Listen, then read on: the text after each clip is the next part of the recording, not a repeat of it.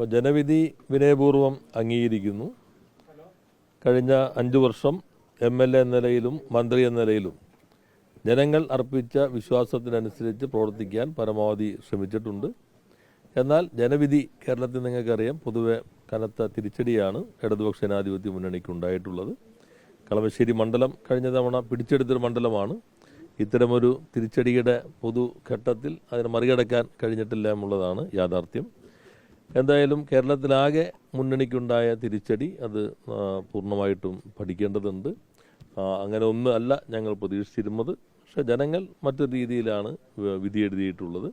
അതിൽ നിന്ന് പാഠങ്ങൾ ഉൾക്കൊള്ളും. ആവശ്യമായിട്ടുള്ള ചർച്ചകൾ നടത്തി ആവശ്യമായിട്ടുള്ള മറ്റ് നടപടികളിലേക്ക് പിന്നീട് പോകും എന്നാണ് കാണുന്നത്.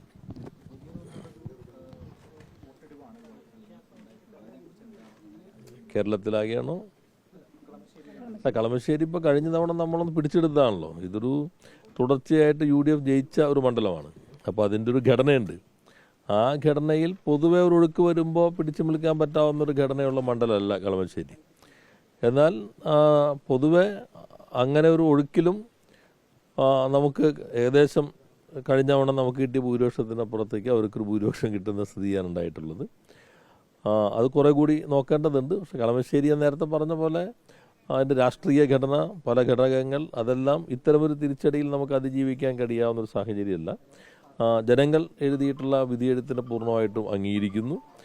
നമ്മൾ കണ്ടതുപോലെ ആകണമെന്നില്ല ജനങ്ങൾ കാര്യങ്ങൾ കണ്ടിട്ടുണ്ടാവുക. അത് പഠിച്ച് ആവശ്യമായിട്ടുള്ള തിരുത്തുകൾ വരുത്തി വീണ്ടും ജനവിശ്വാസം ആർജിക്കുന്നതിനാവശ്യമായ പ്രവർത്തനങ്ങൾ കേന്ദ്രീകരിക്കുക എന്നതാണ് ഈ ഘട്ടത്തിൽ ചെയ്യാൻ കഴിയുന്നത്. അല്ല, കേരളത്തിലാകെയുള്ള ഈ തിരിച്ചടി വളരെ ഗൗരവമുള്ളത് തന്നെയാണ്. അങ്ങനെ ഒന്നല്ല ഞങ്ങൾ പ്രതീക്ഷിച്ചിരുന്നത്.